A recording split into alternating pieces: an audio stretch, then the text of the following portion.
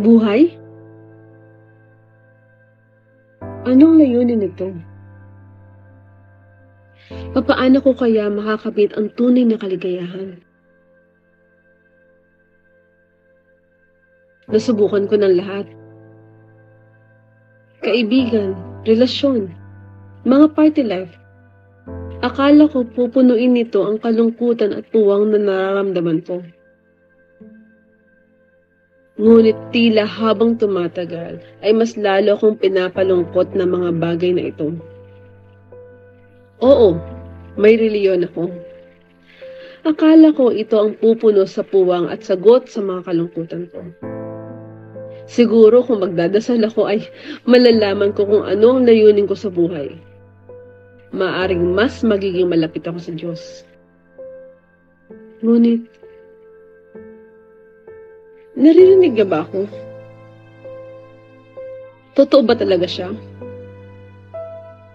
Parang ang layo-layo niya sa akin. Bakit parang iniwan niya akong nag-iisa? Sa palagay ko, walang saysay ang mga salitang binibitawan ko sa pagdadasal sa Diyos na gawa lamang sa isang kahoy at bato. Ito ang aking buhay.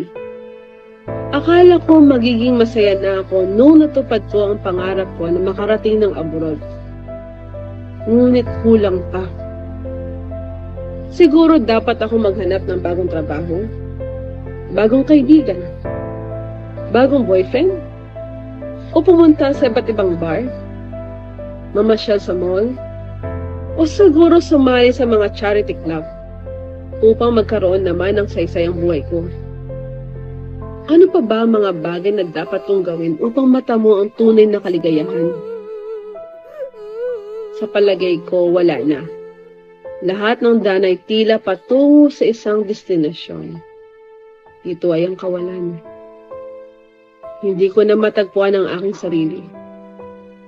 Hindi ko na alam kung saan ako tutungo. May mga tao pa kayang may pakialam sa akin? Excuse me, miss.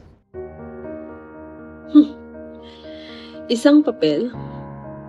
Sa palagay ko ay hindi alam ng taong yun na sinubukan ko ng reliyon. Mayroon na akong reliyon at hindi ko na kailangan yan. Makalipas ang ilang araw, heto na naman sila. Ang isang kapirasong papel. Hindi pa rin ako interesado sa papel na yan. Oh, heto na naman sila. Hindi ba nila ako natatandaan? Subalit, ano bang patungkol sa papel na ito? Your chosen destiny? Okay, wala naman siguro mawawala kung itatabi ko to. Baka maging lucky charm ko pa ito.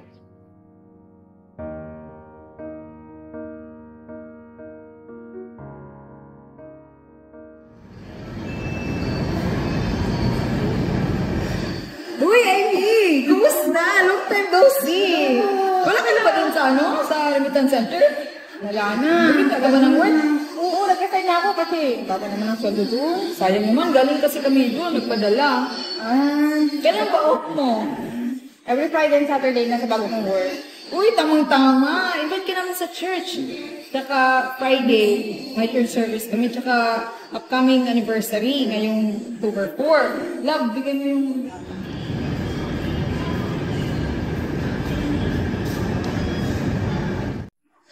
Ilang oras bang service na dito? 2 hours lang yan, Day. 2 hours? Hindi nga ako makatagal ng 15 minutes sa reliyon ko. 2 hours pa kaya? Pangalan kasi para after worship, at least makapalunod ka tapos. Baka pag-lunch na rin tayo sa live. Tama. 2 hours din. Pwede. Tignan ko ha, kasi pag minsan, umatin din kasi ako sa church ng classmate ko. At saka nakukuha din ako. Dami ko kasing orders ng movies. Ano ginagawa mo sa mga movies? Different. Oh, wow! Rockstar! Hindi kailangan din kasi, baka gusto niyo umorder. Pwede, bakit? Not? Why not, diba? So, ano? Sige, tignan ko ha. Pag Lumot ko na lang kayo kung makakachat ako. Sige guys, tawagin ka na lang namin ng Thursday night. Marker na ito. Pick upin ka namin, huwag kang maulala. Sige, enjoy your coffee. Una na muna kami, ha? Okay, bye-bye guys. Thank you again. Bye-bye.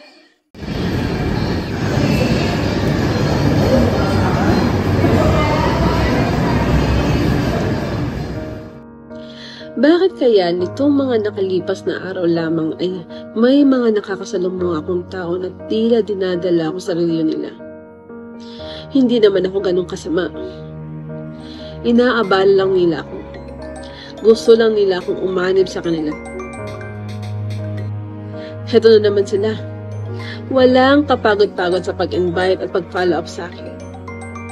Kailan kaya nila ako titigilan? O baka may totoong Diyos at inaabot ako. O sige, pagbibigyan ko sila, pero isang beses lang. Para naman may dahilan ako upang tumanggi sa susunod na imbitahan nila ako ulit. I don't think God can forgive me. This is the answer to your statement here. Where sin abounded, grace did much more abound.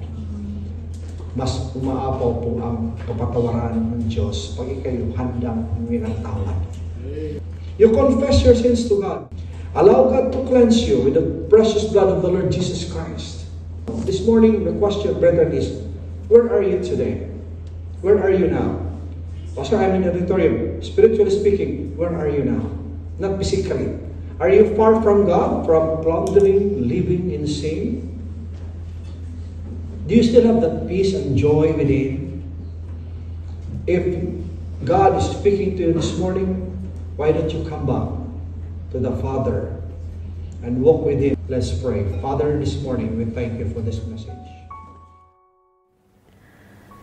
God, heaven, hell, eternity, ito ang mga salitang paulit-ulit na sumasagi sa aking isipan nung narinig ko ang mga ito sa pulpit.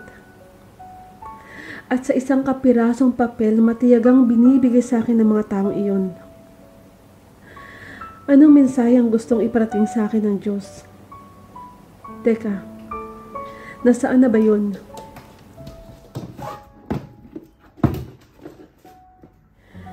Your chosen destiny. Alam kong may pagpipilian ako sa araw na iyon. Ang tumanggi o tumanggap sa Panginoong Jesucristo bilang sarili kong tagapagligtas.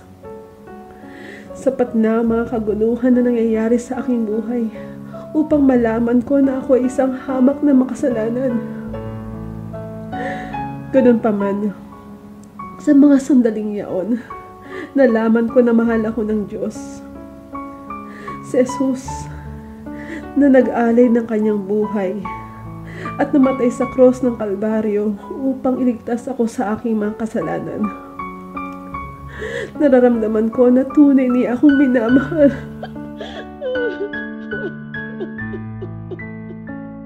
Ganun pa man, napagpasyahan ko na magsisi sa aking mga kasalanan at tanggapin siya sa aking puso.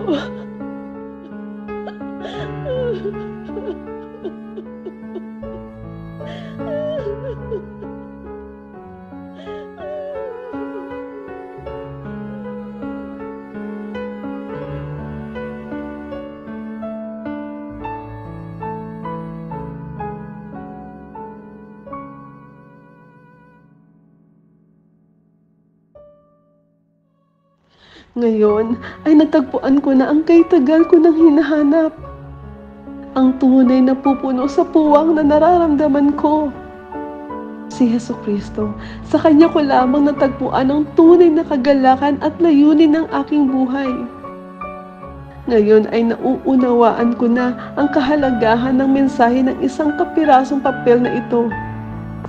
Ito ay ang kaligtasan at nais ko rin itong ipamahagi sa iba. Ako'y magpapatuloy upang kilalanin, sambahin at paglingkuran siya.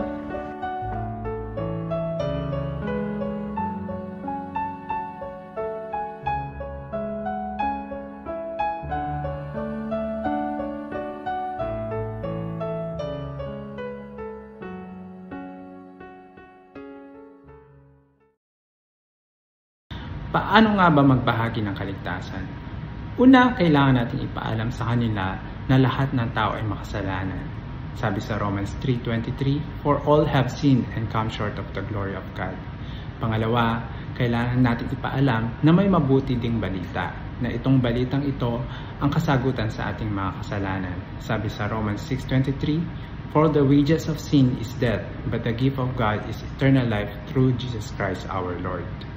Pangatlo, kailangan natin ipaliwanag sa kanila kung ano nga bang ang regalong ito. Sabi sa John 3:16, "For God so loved the world that He gave His only begotten Son, that whosoever believeth on Him should not perish, but have an everlasting life." Pang-apat, kailangan nilang maintindihan na ang regalong ito ay libre lamang. Sabi nga sa Ephesians 2:8 and 9, "For by grace you are saved through faith, and not of yourselves. It is the gift of God, not of works, lest anyone should boast." Kailangan nilang maintindihan na ang mabuting gawa ang hindi magbibigay ng kaligtasan sa kanila, kundi ang isang regalong galing sa ating Panginoon Jesus. At ang panlima, kailangan natin silang tanungin kung gusto nga ba nilang tanggapin ang regalong ito at ipaliwanag kung ano ang mangyayari sa kanila kung ito ay kanilang tatanggapin. Sabi sa John 1:12, "But as many as receive Him, to them gave He power to become the sons of God, even to them that believe on His name."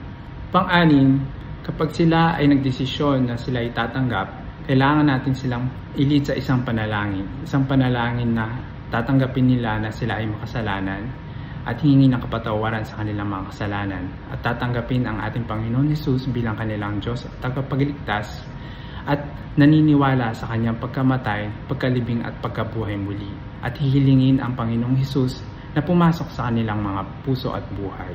At ang panghuli, kailangan natin ipaliwanag sa kanila na ang pagtanggap ay isang beses lamang. Kung ito ay totoong tinanggap nila ang Panginoong Jesus sa kanilang puso at buhay, sila ay totoong ligtas. Dahil ang kaligtasan, ang Diyos ang gumawa nito, hindi ang tao. Kapag ang Diyos ang gumawa ng paraan, walang sinuman ang makakasira at makakakuha nito. Ito ang pangako sa atin ng Diyos.